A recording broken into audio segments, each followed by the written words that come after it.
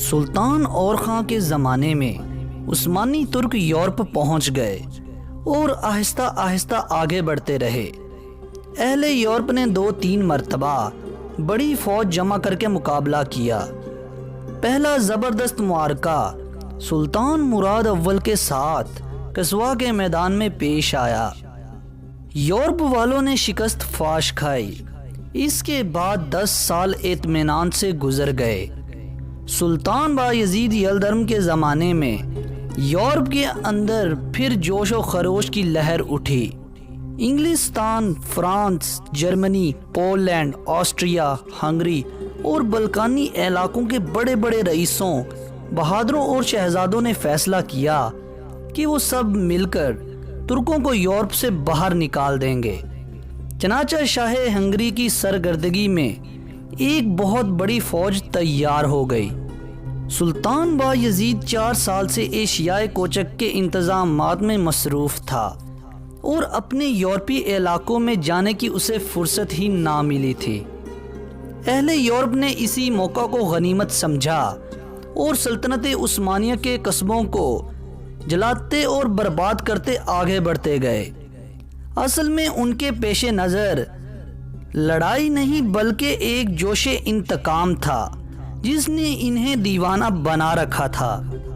انہیں اپنے بہادروں کی شجاعت اور اپنی فوج کی کثرت پر بڑا ناز تھا۔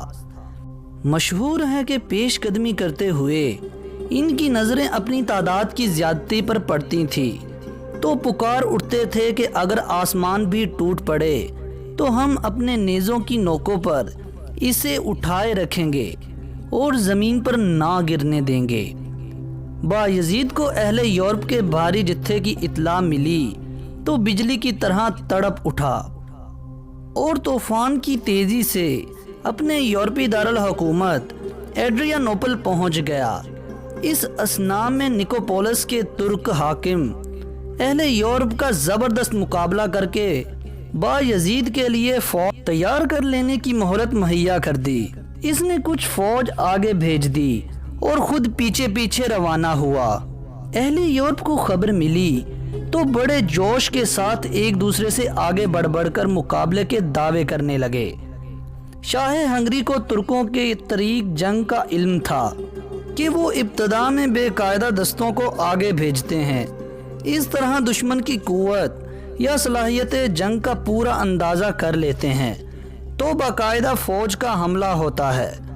شاہ ہنگری نے ساتھیوں کو بہت روکا کہ بے قاعدہ فوج کے مقابلے میں اپنی قوت ضائع نہ کریں، مگر اس کی کون سنتا تھا؟ ہر یورپی بہادر یہی کہتا تھا کہ اگر مجھے آگے رہنے کا موقع نہ ملا تو میری بہادری کی قدر و قیمت زائل ہو جائے گی۔ 25 ستمبر 1396 عیسوی کو نکوپولس سے 4 میل جنوب میں لڑائی ہوئی۔ جیسا کہ شاہ ہنگری کا خیال تھا، یورپی بہادر اپنا سارا جوش بے قاعدہ ترک دستوں کے مقابلے میں صرف کر چکے تھے۔ بے قاعدہ دستے مقررہ منصوبے کے مطابق ادھر ادھر بکھر گئے تو یورپی جیش آگے بڑھے۔ سامنے سلطان باقاعدہ فوج کی صف بندی کیے کھڑا تھا۔ ادھر سلطان سے لڑائی شروع ہوئی، ادھر بے قاعدہ دستوں نے ازسر نو جمع ہو کر اہل یورپ کے عقب سے حملہ کر دیا۔ اس طرح چکی کے 2 پارٹوں میں بڑے بڑے دلیر اور جواں مرد چنوں کی طرح پس گئے۔ ہزاروں کھیت رہے، باقی گرفتار ہو گئے، جن میں 25 کے قریب شہزادے تھے۔ بایزید انہیں ایشیائے کوچک لے آیا، پھر کہا کہ اگر مجھے تم لوگوں کا ڈر ہوتا تو عہد و پیمان لیتا کہ دوبارہ میرے ساتھ جنگ نہ کرنا، لیکن میں تم سب کو دعوت عام دیتا ہوں کہ اپنے گھروں کو چلے جاؤ، نئے سرے سے فوجیں تیار کرو، راستے کے ہر شخص کو اپنے ساتھ ملائے جاؤ، جب خوب تیار ہو جاؤ تو مجھے پیغام بھیج دینا، جہاں کہو گے تمہارا شوق جنگ پورا کرنے کے لیے پہنچ جاؤں گا۔ ان لوگوں میں سے کوئی بایزید کے مقابلے پھر نہ آیا۔ نکوپولس کی لڑائی اس وجہ سے حد درجہ اہم ہے کہ اگرچہ اس کے بعد سلطنت عثمانیہ 50 سال تک مصیبتوں میں پھنسی رہی، لیکن اہل یورپ کو اس اثناء میں ترکوں سے جنگ کی ہمت نہ ہوئی۔